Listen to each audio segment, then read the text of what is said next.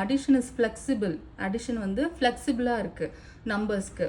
So எப்படி போட்டு நான் ஆட் பண்ணாலும் நம்பர்ஸ் வந்து அஃபெக்ட் ஆகாது, ஆன்சரும் அஃபெக்ட் ஆகாது. ஆனால் மைனஸ் அப்படிங்கிறதுல வந்து நம்பர்ஸ் ஃப்ளெக்சிபிளாக இல்லை. இடத்த மாற்றணும் அப்படின்னா ஆன்சர் சரியாக வரமாட்டுது. ஸோ இங்கே ஃப்ளெக்சிபிலிட்டி இல்லை. ஸோ அடிஷனில் இடம் மாறினாலும் அது சேமாக தான் பிஹேவ் ஆகுது.